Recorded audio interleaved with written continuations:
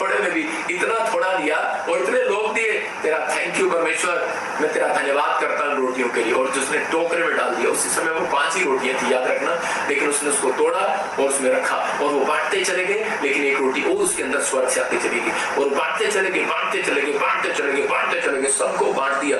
लेकिन एक भी टोकरी में से, वो टोकरी में फिर से भरी की भरी रह गई। हालेलुया। टोकरियां फिर भी भरी हुई थी और यीशु मसीह ने कहा कुछ भी फेंका ना जाए। इसका मतलब परमेश्वर आपकी जिंदगी में काम करेगा तब, आपकी रोटियों को कब डबल करेगा। आपको आज विश्वास हो गया कि परमेश्वर आपको मल्टीप्लाई करने वाला परमेश्वर, आपको घटाने वाला परमेश्वर नहीं है। आप उसके चुने हुए लोग हो। पवित्र आत्मा के पास अगर आप आए हो यीशु मसीह के पास, तो आज रात आप खाली हाथ नहीं जाएंगे, बरकतें लेकर जाएंगे यीशु मसीह। लेकिन आज आपको ये फैसला लेना अपनी जिंदगी के अंदर के परमेश्वर यीशु मसीह, मैं समझ गया कि तूने रोटियां कैसे डबल की हैं। तूने सच में धन्यवाद करने वालों के लिए सैलरी मिली है परमेश्वर, जॉब मिली है परमेश्वर, तेरा धन्यवाद हो। इस साल मेरे मैथ में 3 नंबर आए हैं, धन्यवाद हो। मेरी माँ जरूर मारेगी लेकिन धन्यवाद हो परमेश्वर। लेकिन अगले साल आपके 50 नंबर आएंगे, 80 भी आएंगे, 90 भी आएंगे। आपको विश्वास करना है। इस बार परमेश्वर में पास नहीं हो पाया आईलेट्स में, परमेश्वर तेरा धन्यवाद हो। परमेश्वर को धन्यवाद करने वाला वो विश्वास योग्य है, थोड़े से थोड़े में विश्वास योग्य है। अगर आप परमेश्वर के साथ खड़े हैं, मैं इन बातों के लिए था, इसलिए वो आपके सब्र का इम्तिहान ले रहा था। इसलिए वो कह रहा था इनको बिठा दो, कह रहा देखता हूँ ये बैठते हैं कि नहीं। इसका मतलब परमेश्वर की बात मानने से रोटियां डबल हुई थी। अगर आज आप परमेश्वर की बात मान रहे हैं, अपने माँ बाप की बात मान रहे हैं, अपने पास्टर की बात मान रहे हैं, आप समझ रहे हैं, तो परमेश्वर कह रहे हैं ऐसा कोई माइका लाल नहीं होगा जो आपकी रोटियां डबल नहीं होने देगा। परमेश्वर का आत्मा एंजल को भेजेगा 52 डेज में। ये आपके लिए भविष्यवाणी है। आपकी रोटियां, आपका पैसा, आपका बैंक बैलेंस डबल होगा आज से यीशु मसीह। संडे सुबह मैं कह रहा हूँ PPSM का फोन खोलो और प्रचार करने, खासकर उनके लिए भविष्यवाणी कर रहा हूँ जिनके नाम GNRS PKBMNY से, उनके लिए कह रहा हूँ। आप संडे का प्रचार आप खोलना और 2 लोगों को शेयर कर देना। मैं आप उन लोगों के लिए बोल रहा हूँ, कह रहा कि 52 डेज के अंदर आपका बैंक में मल्टीप्लाई होगा यीशु मसीह। आपके जीवन में मल्टीप्लाई होना स्टार्ट होगा क्योंकि आप रोटियां बांट रहे हैं। वचन याद रखना, आप रोटियां बांट रहे हैं। परमेश्वर आपको बांटना सिखाता है। जब आप बांटते हैं तो पवित्र आत्मा आपकी जिंदगी में काम करता है।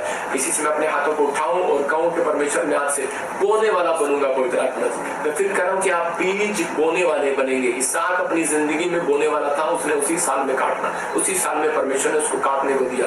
उत्पत्ति 42 के 25 में हम पढ़ते, देखो ये यूसुफ नाम का एक लड़का है, इसके भाइयों ने इसे घर से निकाल दिया। मैं कह रहा हूं उसके माँ बाप ने इसको घर से निकाल दिया, लेकिन क्या हुआ, और उसको मारना चाहा, लेकिन ये वहां से उस कुएं में से निकलकर उसके हाथ बेच दिया। मैं कह रहा हूं कि कुछ व्यापारियों के हाथ इसको बेच दिया और उसके बाद ये मिस्र देश में चला जाता है। लेकिन मिस्र देश में जाने के बाद धीरे धीरे इसके कर्म को देखकर, इसके अंदर ईमानदारी को देखकर, पोतीफर के खेत में इसको देखा कि ईमानदार हर चीज में और जिस काम में हाथ लगाता सफल हो जाता है, और उसको दर्शन का भेद आने लगा और फिरौन राजा के पास पहुंचाया गया। और फिरौन ने कहा इतना बुद्धिमान बच्चा तो कह रहे कि मेरे देश का प्रधानमंत्री होना चाहिए, प्रधानमंत्री बन गया।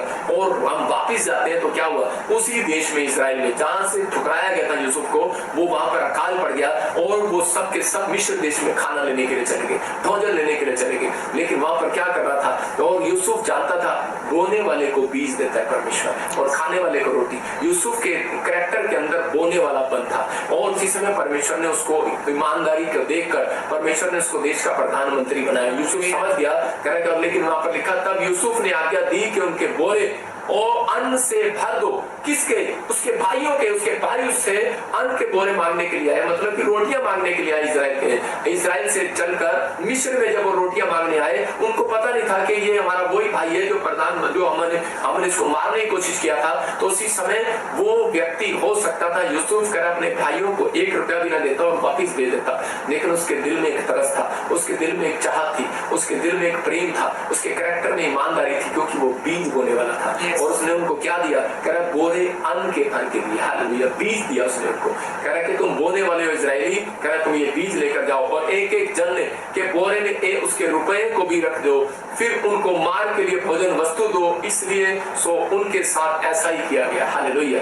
मतलब परमेश्वर ने उसके हृदय में ये बातें कब डाली, कह रहा कि जब परमेश्वर ने उसको ब्लेसिंग क्यों दिया, क्यों बनाया उसको प्रधानमंत्री। आज आपकी रोटियां डबल क्यों करे परमेश्वर, आपकी जॉब को डबल क्यों करे, क्या किया आपने परमेश्वर के लिए। क्या आप अपनी कमाई में से 10वां हिस्सा नहीं परमेश्वर को चढ़ा सकते?